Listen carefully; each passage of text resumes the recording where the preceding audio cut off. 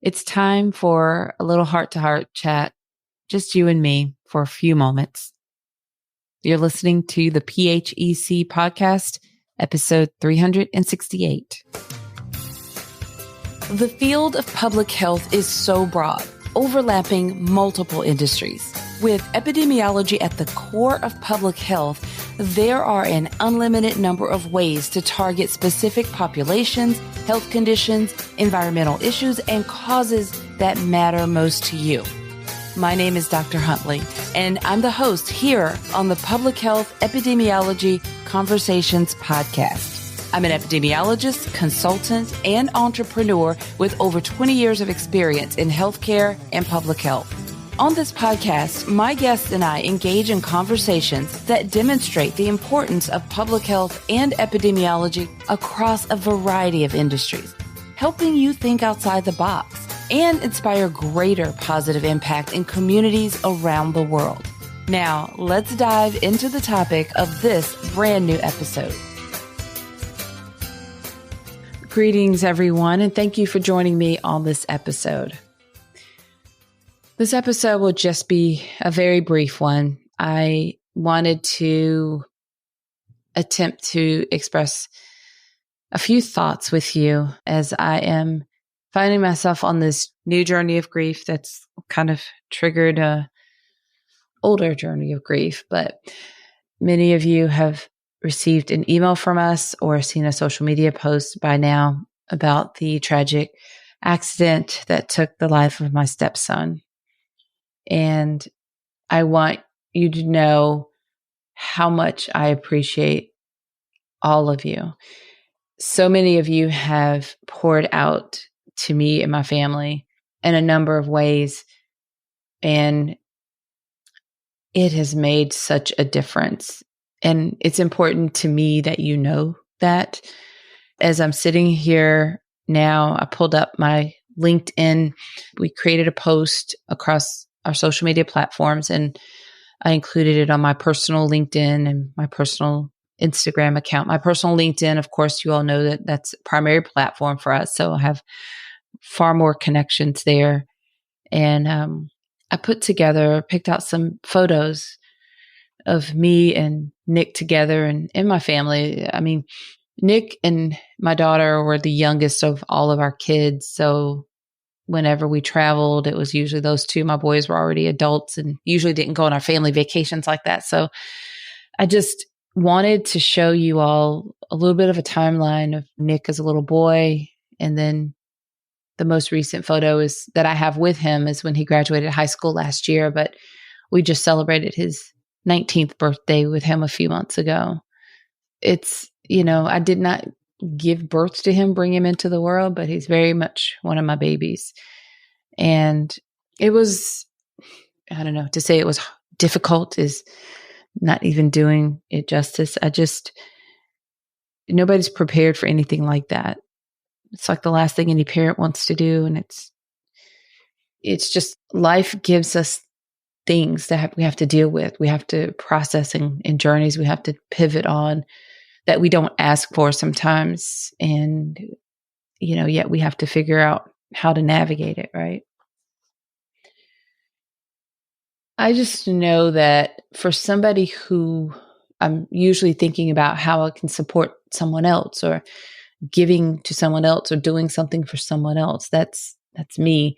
It's awkward or uncomfortable to be on the receiving end of love and support and attention or all the positive things, the prayers, condolences, all of it's just absolutely wonderful. And I'm learning to sit with it with the help of my therapist. I'm learning to sit with it and to receive and accept it. And this is the same therapist that some of you have listened to the podcast for a while. And remember when I lost my mother last year, I talked about how I started working with a therapist and that we would be in a long-term relationship. I had no idea I would need her as much as I need her right now, but I'm so grateful to have a long-term relationship established with her so that when I was at the initiation, soon after the accident happened, I was able to reach out to her, and she knows me well and she's been great support. So I do have her, but she's helping me to to sit with all the outpouring of support that's coming our way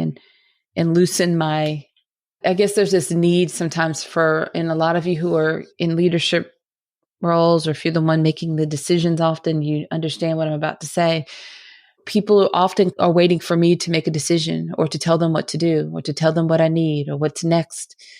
And that's me. That's the role I play in business. It's the role, even in my family, in a lot of cases, navigating those last months even the last couple of years of my mother's health. And I was often the one explaining things to the family and making decisions. And I even talked about feeling like I was the CEO of the family.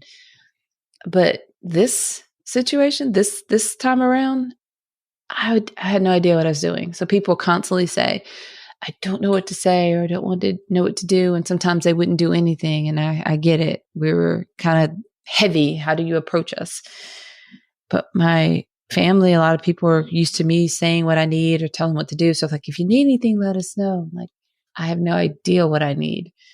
I had to give my sisters permission to just be the big sister, show up, get in my personal space. You are allowed. And they began to do that. And it's just been really, really difficult. But I appreciate my community so much. And I just have been blown away. We've received gifts. So for every last one of you that has donated to the future fund that we're going to set up for Nick's honor and his memory, I thank you.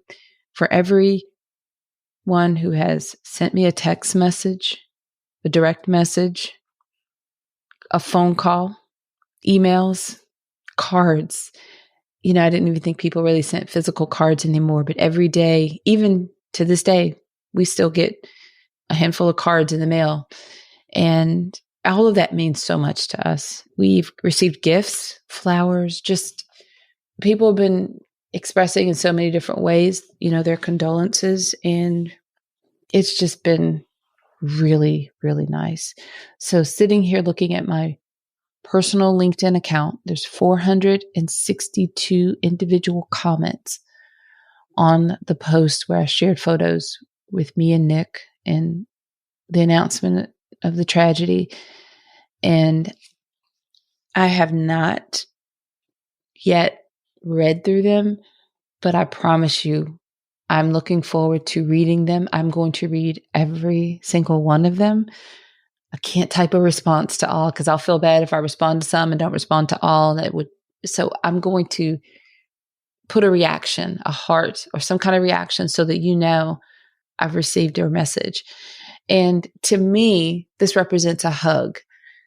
So up until this point, at first I'd looked at it and I saw how many comments were there and I thought, oh my gosh, it's just overwhelming. And then I just felt very loved and supported. So every comment to me represents a hug. So when I respond back, I heart it or react to it, that's me hugging you back. If I miss one, forgive me. It's not intentional. I appreciate everything. There are people that are praying that you may not have messaged me to say you're praying, but I know you are because I can feel it. I mean, I'm talking in prayers. This is not to turn into a sermon or of any sort, but I'm accepting all prayers, positive energy, thoughts, anything that you want to send this way. It's been received and felt, and we appreciate you and continue to appreciate you. So to my entire podcast community, thank you for all of your support. I appreciate all of you. We will be navigating this journey one step at a time. A lot of these podcast episodes, you may or may not be aware of this, but we record in advance, far in advance. So some of the episodes you've heard were recorded a long time ago. And even some of the episodes right after this one were also recorded a long time ago. So before the accident, I ended up with this little spot on the podcast because I normally do the roundtable live from the previous month. So that would have been August, and we canceled August because of the accident, which left this blank spot in the calendar lineup. And I decided perfect opportunity to reach out to you and say thank you. So then the next few episodes, are recorded before the accident. I just want to put a little bit of perspective. Also on our other podcast, the same, we record very far in advance. our social media, like our newsletter and so forth. A lot of things is just done in advance. So the week of the accident, we paused everything on social media with the exception of the post about the accident. And I guess I'm just explaining this because it would be easy for someone to think that, oh, she buried her stepson and then she's back and doing everything like normal and everything's fine. And that's how we need to bounce back. And that's not the message I'm trying to send. Everybody processes grief differently, and the grief journey is different every time. That's something that I'm learning. We also talk all the time about how we need to normalize, these feelings and these paths and mental health and protecting our mental health. And that's more of what I'm attempting to do here. I want you to know, some of you are worriers. So I want you to know that I'm doing things that I've got people around me, like my therapist, and I've got my team, and I'm not overworking myself. I want you to know that I am prioritizing my mental health in my space. And I'm realizing that I need a little more space than I thought I needed at first. And I'm redoing my schedule so that I can be more flexible. I love that the work that I do. I love my clients. Every one of my clients have been supportive. I could cancel everything for a month and nobody would complain. I guess the things that I'm continuing to do bring me joy and give me a reason to keep getting up and moving. And I need a little bit of that, but I'm balancing that with a lot of flexibility so that I don't overdo it. And I'm figuring it out as I go. So I want to, part of me in this episode is letting you know that I am processing. I am moving, taking things one step at a time, but I'm working to move through this. My husband and I are both taking everything one step at a time. And also just letting you know how much all of your, every effort, like I said, even if it's the private, quiet prayers that you didn't tell anybody about, I still feel them. So I just want you to know that. And sometimes it's okay to not be okay. We've heard it. We may have even said it. And that's where I'm at right now. And yeah, I think I just wanted to share that with you. I just wanted the opportunity to share that with you. I still am looking forward to all the things that I've been talking about and things that are coming up. I just may change the pace of a few things, and that's fine too. I know at some point I've mentioned this to you all, but every year I have a word of the year that helps me really focus. And this year, my word is vulnerable. And I even explained to you kind of why I chose vulnerable, not vulnerability, but vulnerable as an act of being vulnerable. And that's what I'm doing on this episode. Now, my choice to be vulnerable is because I know that builds stronger connection and relationship with my community. And that's what I want. It builds trust. I see that to be true. I've known that to be true with clients, all relationships. It builds trust. So that's what I'm doing. Not to be confused with bringing you into the messy middle, but I just don't want to normalize or maybe it's already been normalized. I don't want to perpetuate that feeling that, people have to just get back up and brush it off, or to be weak or to have a moment of vulnerability is a weakness. I don't see it that way at all. I don't subscribe to that belief. And I've learned so much already about things that I did really well, setting up for being able to respond in this crisis moment without even realizing this crisis was coming. I'll share more of that at some other time as I continue to go through this and process. I'm sure there'll be a lot that I'll be able to share a little bit later as I learn. But for right now, I'm able to share with you the little bit of progress I've made on this brief journey so far, and let you know that we're continuing one step at a time, and how much we appreciate all of you, how much I personally appreciate all of you, but how much my family appreciates everything that's been poured out toward us. And I guess we'll get through this. So until next time, have a fantastic rest of your day. Thank you for listening to the Public Health Epidemiology Conversations podcast.